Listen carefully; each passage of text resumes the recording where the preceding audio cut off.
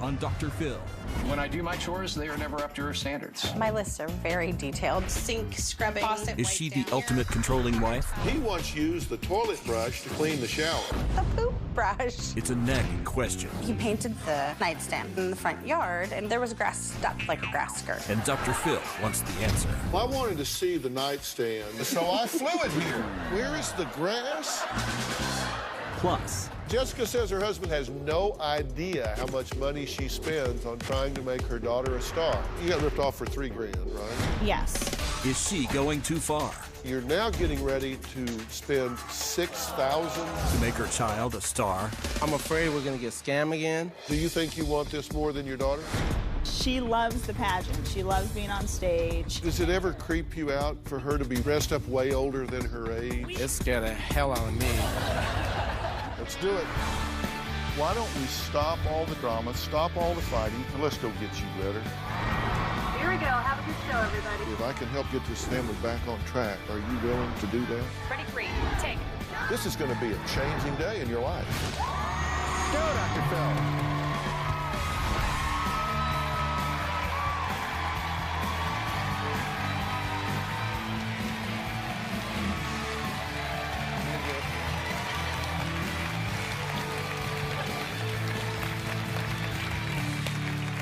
Well, you have heard it all before. Every parent thinks their child is the cutest and the most talented and the most special. And they can't be because my grandchildren are. I know, I've got them. They would do anything to make them the next big star, even empty their own bank accounts to questionable companies promising dreams of fame. Take a look.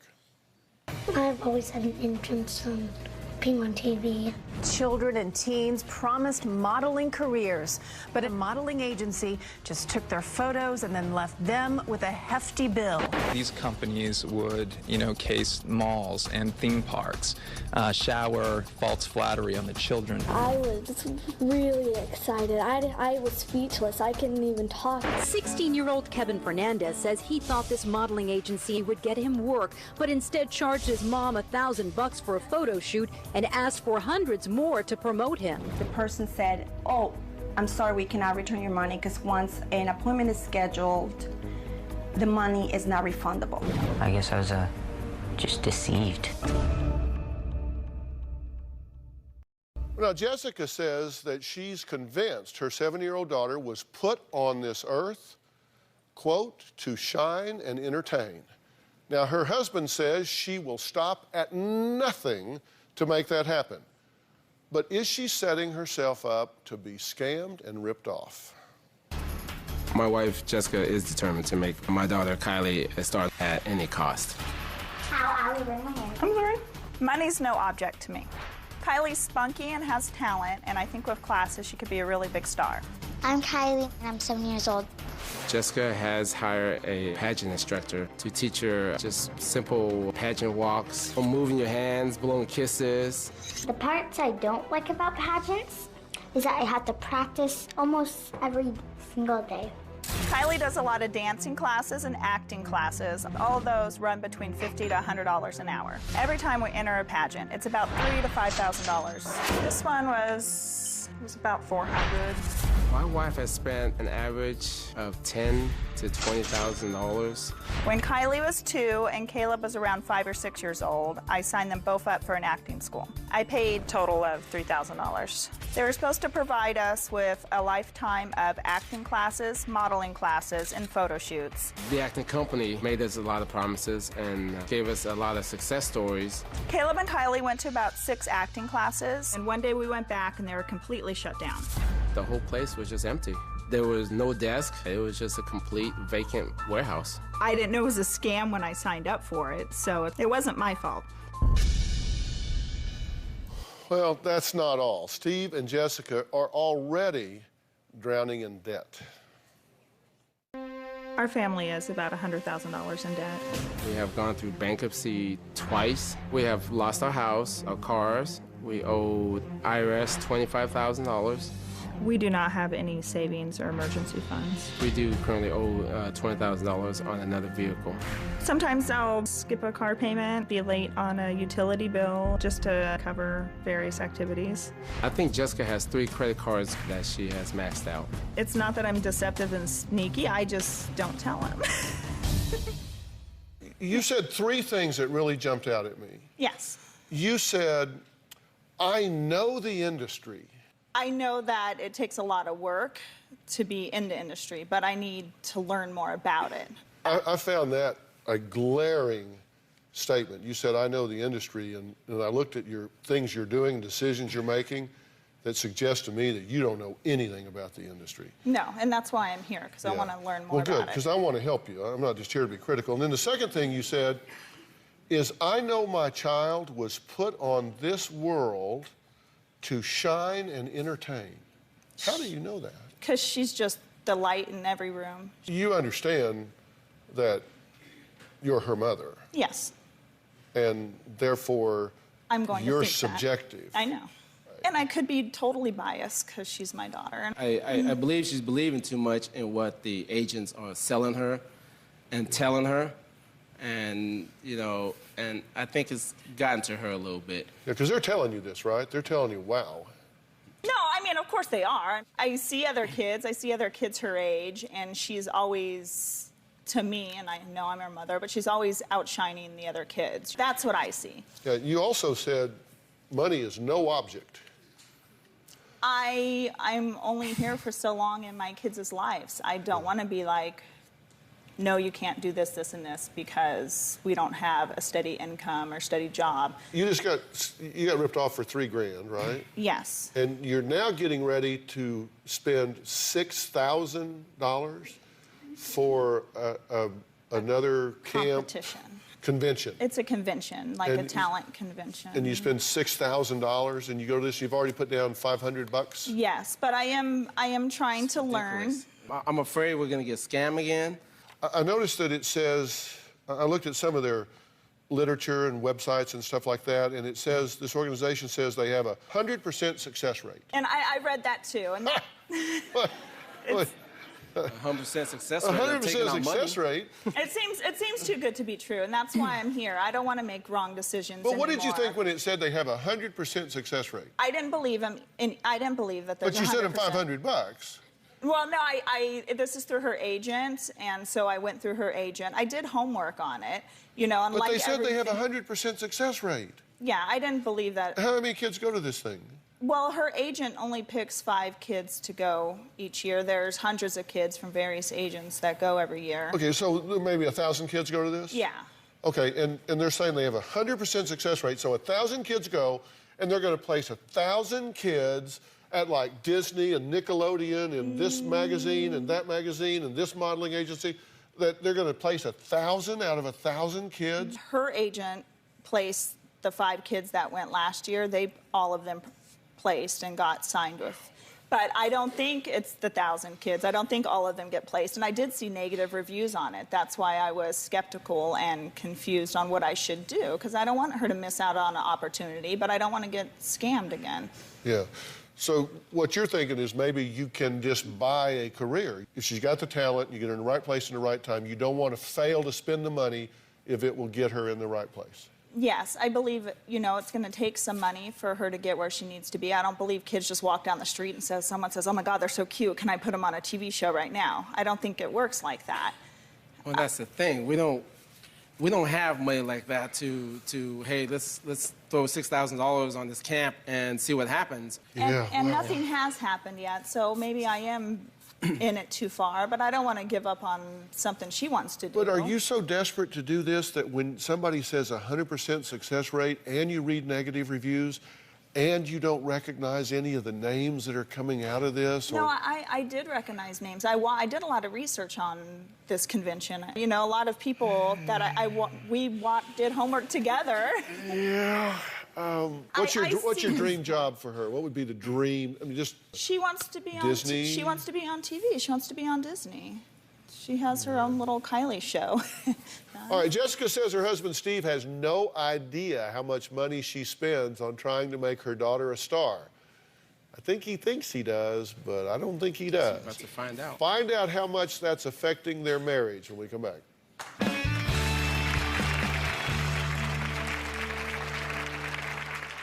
Jessica has steered Kylie into pageants, and Kylie does enjoy it. She enjoys the glamour, the looks, and the whole attention deal. Do you like getting dressed up for pageants? Yeah, I like to be prettier than the other girls. I'm completely happy that she's confident. My first pageant, I won first place. But she's a very conceited little girl. When Jessica was young, she wanted to be a model, a movie star. I mean, you name it. I did pageants and modeling as a child, and Kylie's a lot like me. She loves to be the center of attention. She wants my daughter to succeed because I believe that Jessica didn't succeed when she was younger. She's just living through my daughter, trying to be famous through her. Now, when you say she's living vicariously through her, what do you mean? I think she's just trying to relive her childhood through my daughter. Do you think you want this more than your daughter? No. If she says tomorrow, I don't want to do this, then we wouldn't do any of it anymore. I always wonder when kids are in these pageants and all of this stuff, I mean, that's got to come from you originally. She does this. She loves to be on camera. She loves to be on stage. We give her a commercial. She nails it in a second and goes out there and does it. I see her pictures here that we have up. Does it ever creep you out to dress her up like that and have her? That's what scares me because, like, you know, it scares me when she gets older. I'm afraid that, you know, she's going to feel like she's nothing if she's not behind a camera or something. She doesn't just want to be like an actress or anything. She wants to be a doctor, and if she wants to be a doctor, I will work my butt off to make sure she can go to school. I mean, it doesn't matter. Does it ever creep you out for her to be walking around in? It scared the hell out of me. You know? You know, as a father, you know, to see your, you know, 6-year-old daughter at the time, it's just scary, you know. There's just something not right about it. I'm sorry, that just creeps me out. This is only like 1 year in the making. She just did has only done a couple of the pageants, and she's done really good. One of our associate producers, Eric, was also taken by one of these talent agencies. Eric, what happened? I got it through the radio station. You know, attend this open call. They make it sound glamorous, and I went to the open call, and they said, you know, it's going to cost $2,000. Give us the money now, and then you can start classes next week. Well, I didn't have the $2,000. I had $200, and they said, that's fine. Give us the remaining balance next week. And I was like, okay. And, you know, they entice you. My casting director, or the person at the open call said, you know, you have a great look. There's a big demand for Latinos. You look like Luis Miguel, the international singer, which I don't, but there's no similarity. But, you know, they just make you feel like you are the next big star. Did you give them the $1,800 the next week? You know what? I actually went the following week, and we had our money, and we got there, and the place was abandoned. It was empty. So I was out $200, but, you know, I could have been out more. Yeah, right. Look, being a child star is not always fun and glamorous. I mean, even if it happens, some end up going down a really dark path. I mean, do you recognize any of these child stars? Yeah. Maybe you'll recognize them from their mug shots. Brad Renfro, heroin, now deceased. Dana Plato, Valium hydrocodone, now deceased. Gary Coleman, cocaine and alcohol, now deceased. I mean, this is not all that it's cracked up to be. I mean, there is a downside to this. And even if she doesn't even get anything like that, I just don't want to tell her no because, I mean, I'm willing to get another job. And I would do it for my son if he wants to go to a football camp. So I'm willing to go out of my way no matter what it is. And if she wants... You know, my wife is a good person. You know, she's a good mom. She puts out too much at the wrong time. I'm a sucker. I read your book, and I know, and I'm trying to distinguish people who take advantage of me and make me a sucker versus people I should trust. Well, you I don't know that's want to not get a virtue. taken. You say that like it's a virtue. I don't want to be a sucker. I don't. You say it like that's a virtue, like, oh, I'm a sucker, so that makes you a good mom. No, you have to tell your children no sometimes. I know. All right, look, coming up, does Steve and Jessica's 7-year-old daughter really have a chance at becoming the next big child star? I actually brought some of the top experts in Hollywood here to weigh in. We'll be right back.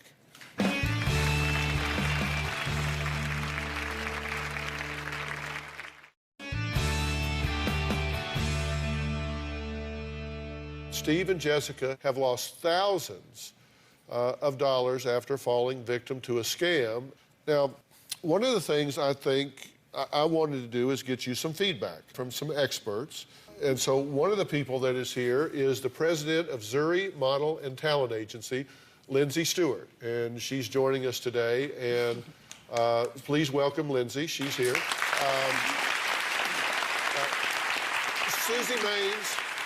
Susie Maines is here. She is a talent manager and child star expert. She's also here, Susie. Susie has worked with us before. She says only 1% or less of child actors actually make it on a network show. Susie, let's take a look at their daughter's audition tape. Why don't we do that? We'll play that right quick. Let's take a look at this. I'm Kylie. I'm 7 years old.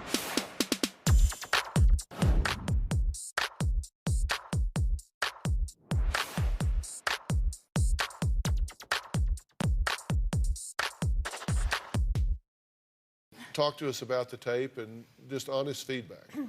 Well, I think she's super cute, and I think she's confident. I think she's got a lot of good energy. But if you really want her to have a career, I can't tell because she's so made up.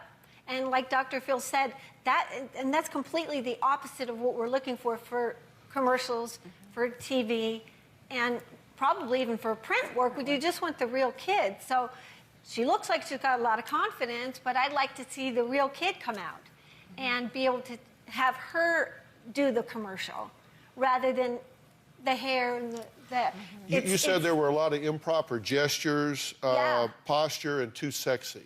Yes, she's sexualized, and that's really looked down on. If she went to an audition like that, she would never get called in again. The money that's been spent so far on these acting classes and wardrobe and makeup and all that kind of stuff probably doesn't need to be spent. You're looking for a normal kid. You're looking for a normal kid. Normal clothes. They can forego that and just go with this kid's personality and hope it clicks. Absolutely. Okay, Lindsay, in terms of this convention thing that they're talking about going to that says 100% placement, what percentage actually does get placed out of that particular convention, to your best of your knowledge? I would say if 1,000 kids are going to a convention, probably 10 of those kids are even worth picking up for an agent. So the other 990 kids that are there are shelling out $6 grand. That's how they're making their money. So less than 1% probably maybe get picked up. Would you be willing to take that gamble, 10 out of 1,000? I'm willing to take any gamble for my kids, but not for $6,000, no. How many submissions do you get a week, Lindsay? Over 150 a week. And how many will you actually look at and think is? 2 to 3 kids, and we probably take on about 2 a month. But that's what I wanted to say to Jessica. You guys are fortunate. You live in an area where you are in 2 major markets. All you have to do is research the SAG agencies that are in your towns, send in their pictures, send in the kids' pictures. That's it. We don't make money unless our kids work. There's no money up front at all. So I have a question. Should we stop paying these monthly fees then to these agents? Immediately. And all that stuff? You should not be paying anything to anyone. And what you're saying, Lindsay, is that there are legitimate things that you can do, right? There are places. You need to find out who the real people are. Yeah, you're fortunate. After the show, Susie and Lindsay have agreed to meet Kylie in person. They would like to meet her and talk with her backstage. So you've got 2 of the top agents and managers in Hollywood that have agreed to take a meeting with your daughter backstage. Oh, thank you. Okay? How would that be? All right. We'll be right back.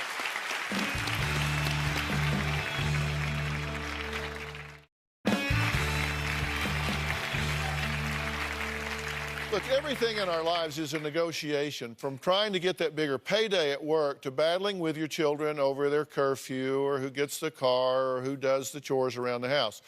Well, Nate says that his wife, Rhea, has no idea what the word compromise even means, nitpicking and nagging him every day over her expectations of him when it comes to housework. Recently, he decided, look, you know what? I've had enough.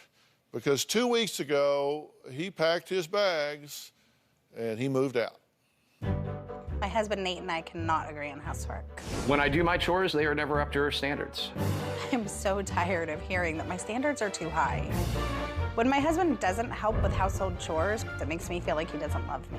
When I hear Rhea say that I don't love her because I'm not doing the housework well enough, it infuriates me. His job was to come and put these dishes in the dish drain away. This would take him 2 minutes. It would take him a day or two to get it done. My lists are very detailed. The sink area would include sink scrubbing, faucet wipe down, mirror clean, countertops wipe down, and the items moved to clean underneath them, not just around them.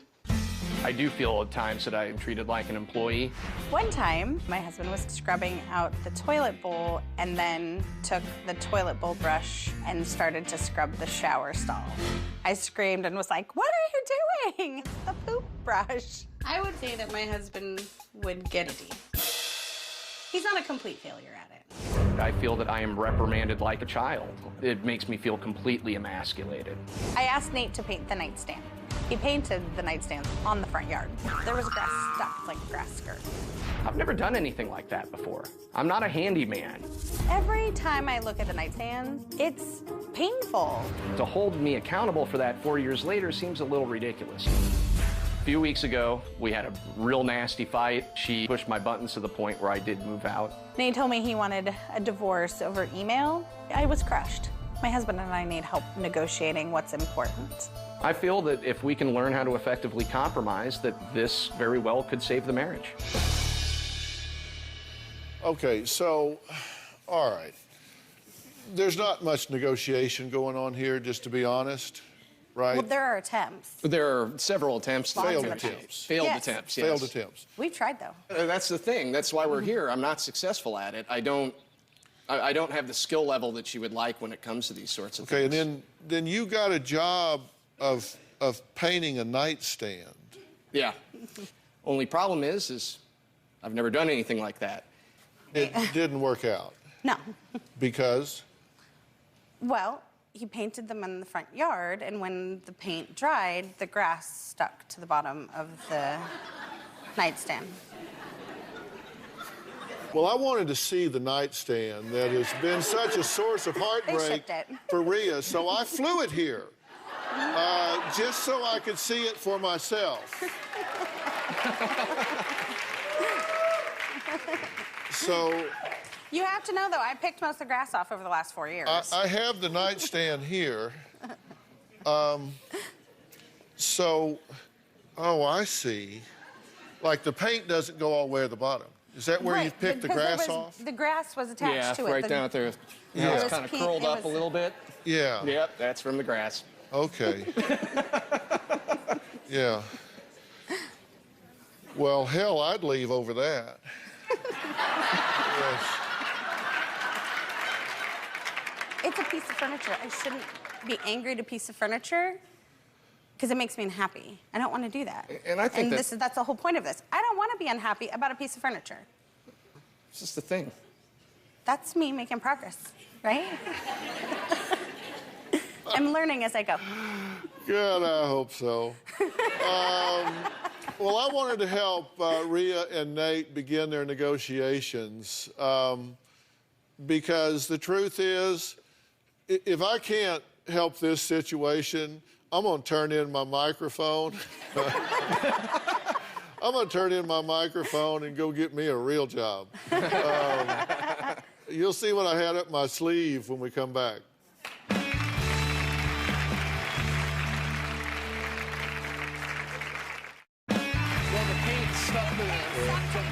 I've done this a million times. All right, Rhea and Nate are at a standstill over chores, and I wanted to help Rhea and Nate with the negotiations. But first, I had to kind of distract Nate so I could go talk to Rhea alone. He's pretty sharp, though. He got suspicious. Take a look. How are you? Good, thank you. How are you? I'm all right. Nice to meet you. Let me tell you what we're doing. And I always work backwards. I begin with the end in mind. Mm-hmm. And the end in mind is I want y'all's marriage to be good. Yeah, me too. I want y'all to leave here with your marriage okay. Yeah. And right now, it's not. He's moved out. He lives down the street. And why did he move out? But it really boils down to we don't know how to make deals with each other so that we're both happy, to where we both feel like we're winning. Right. The house chores are definitely a big. Big, huge. It is, yeah. You know, I've written a book called Life Code. Mm-hmm. You know, how to win in the real world. Marriages are negotiated. Mm-hmm. So I have a whole section of the book about negotiation. I've been married 38 years. Congratulations. And we are still negotiating.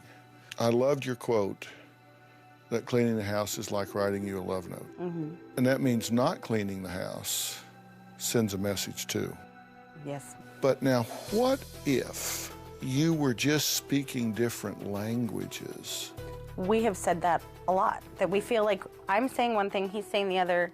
We're really saying the same things, but it's like two Here's different the question. continents. The question is, do you want to be right or do you want to be loved? Some days, I have to admit, there's probably the days that I would like to just be right. But ultimately, my goal is that I want to be with someone who loves me. See, there was a really interesting study done where people were asked to rate different acts, like taking out the trash. Mm-hmm. And women rated that as an act of love. Mm-hmm. Men rated that as a duty. Right. So if it didn't get done, a woman said, well, he doesn't love me. Right. Now, was one of them right and the other one wrong? No. It's just the way they interpreted it. Right. Now, if that's the case here, then you would be feeling unloved when in fact that wasn't the case at all. Mm-hmm. I think one of the most important things that you have to do in negotiation is figure out what the other person wants Mm-hmm. and get them as much of that as you possibly can. Mm-hmm. When you're talking to him about this, I want you to start this out by saying, I've really given this a lot of thought, and I have been unfair with you. I have been measuring how much you love me based on how you're doing those chores, and I apologize. This man loves you. His willingness to come here speaks a lot. It does. And you agreed with that, right? Mm-hmm. Because the fact that he's here Yeah. on the Dr. Phill show. I know. This is a woman's court. He's here. I mean, what kind of love language does that say to you? That is very I mean, telling. that screams Mhm. his devotion to you, Yes. does it not? I mean, you should get big credit for this, seriously. That's a big thing. I just want this to get better. Of course you do. And that's really the bottom line for me. And this was we thought this was a really excellent opportunity for us to maybe get on the same page with this kind of thing. Right. And, because we're clearly not. Every attempt that we've done up to today even has failed. Everybody, or one of us, ends up feeling like they're being shortchanged. And one of the things I said to you is that I've felt like, and I think you agree with me, that you were being unfair to him because you were measuring his love with your yardstick. Right. And that wasn't fair. And when we talked about that, I said, wouldn't it be terrible if he loved you famously and you just weren't recognizing it? Mm-hmm. And because then you'd miss it. You'd miss a guy that loved you greatly because you just weren't recognizing it. Mm-hmm. Because you do love her, right? Absolutely. You just don't express it in that way. And men, we do that differently. And when we can learn, but we do kind of have our own way. Mm-hmm. And I was someone who was not raised with mother that was around. I was raised by my father, had a brother. Housework was not anything that really got discussed on the radar other than just do it. You know what I mean? Yeah, I had a mother and 3 sisters, and it still didn't get on my radar. So look, after I was done with Rhea, I sent her in to practice some of what we had just talked about without Nate knowing, although I think he was a bit suspicious, as I say. I'll show you how that all came down when we come back.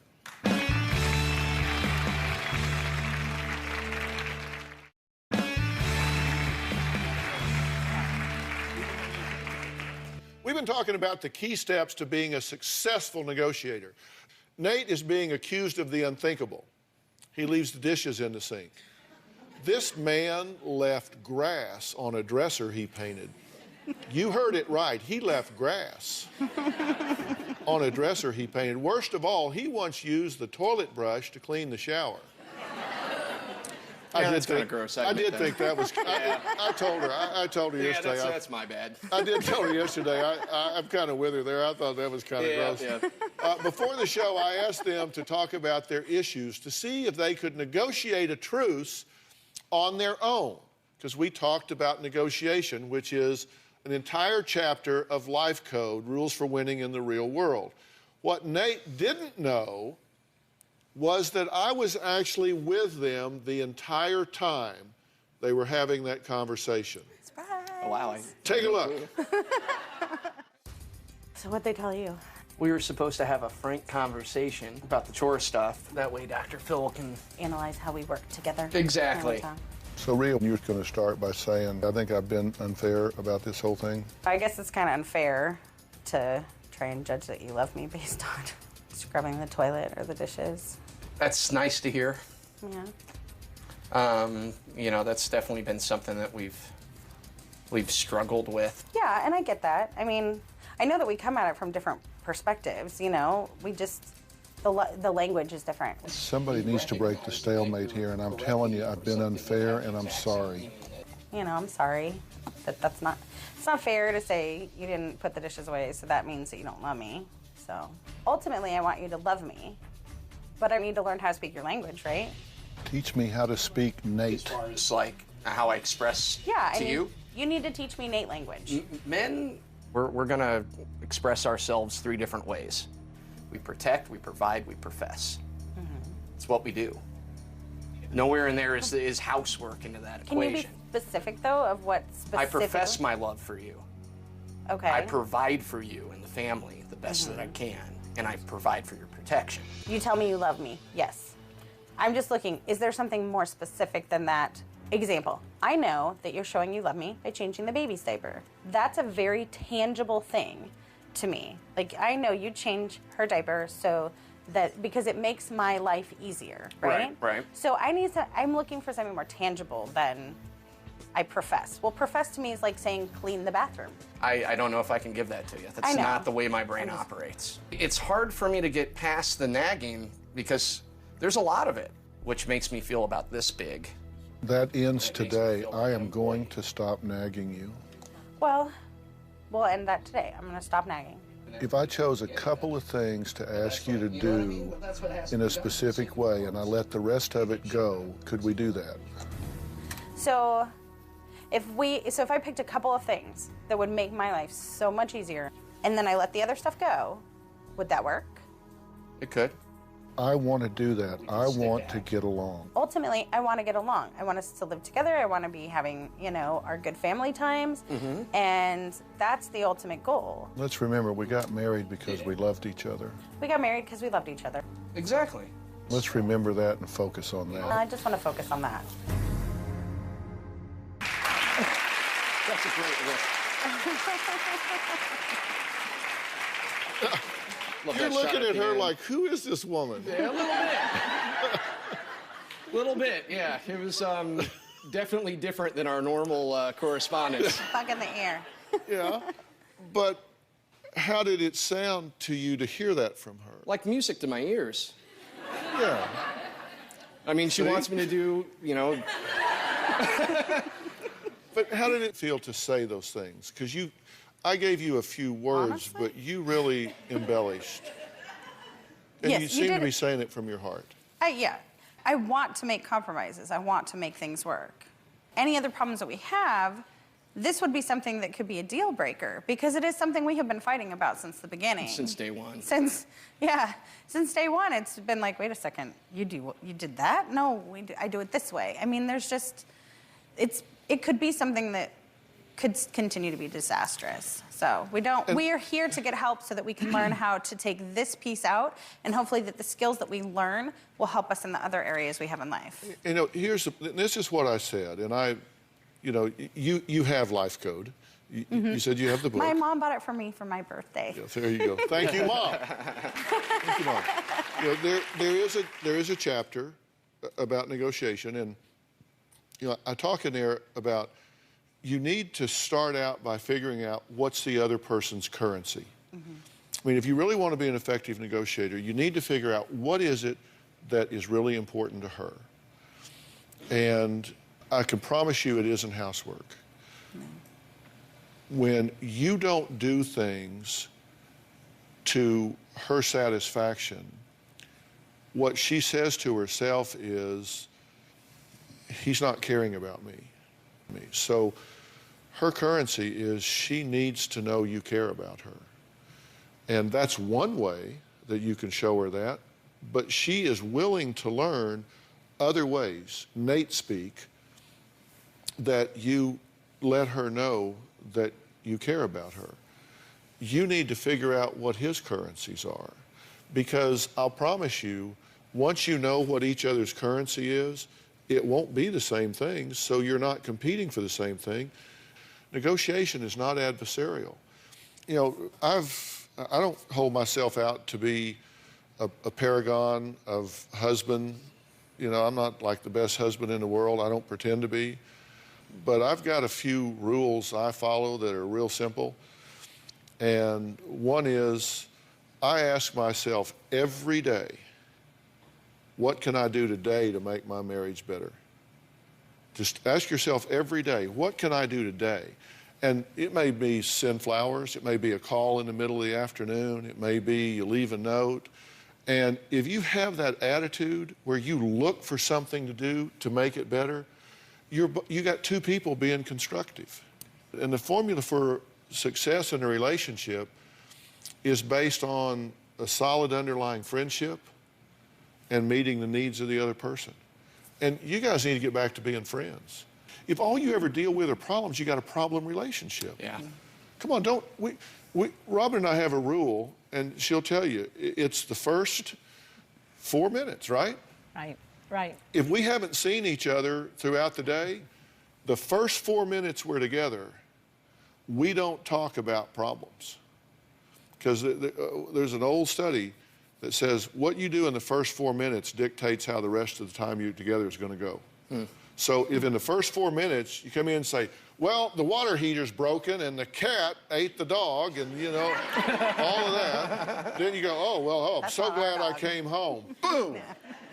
The first 4 minutes, I don't care if the back bedroom's on fire. She'll say, well, how was your day? It's good to see you, you know, and at 3:55, she's like, okay, great. The bedroom's on fire. But we get through that 4 minutes, and at 4:59, it's like, okay, the house is on fire. But we get through those 4 minutes because it dictates how the rest of the time is going to go. You know, take some of those things and start to work on this constructively. Negotiate for what you want. You will have a much better time. And by the way, you shook your head no when I said we've been married 38 years. Is that not right? Oh, that's so funny. I just told him, I said, so tonight, after the first 4 minutes, I'm going to tell him we've been married 36 years. Oh. Really? Yes. That's not good. You just feel... But seriously, in 36 years, we've never spoken the D word. Divorce has never been spoken in our home. No. You can have problems, but the stakes are never the marriage. You can have an argument, you can talk about it, discuss it, but the stakes for which you're playing are never the marriage. Take that off the table. It's not something that you should discuss as part of your damn dailies, which are going to come up. It's proud to meet you. Yeah. We'll be right back.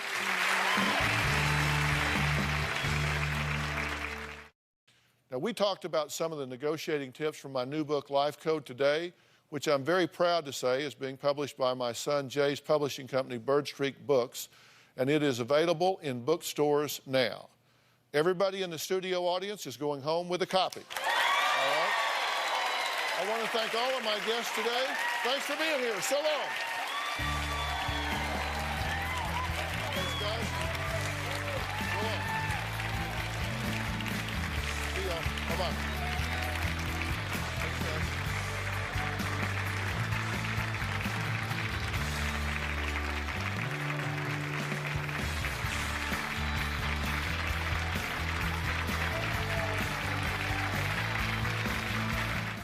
Today on an all-new Dr. Phill.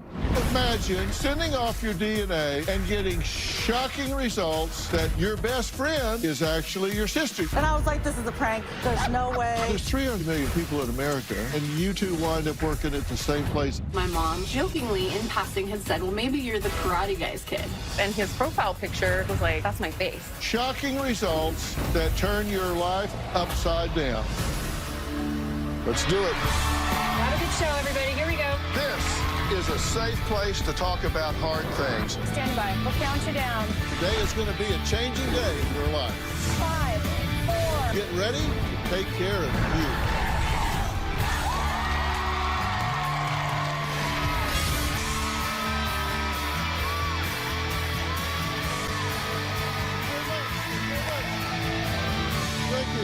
Thank you.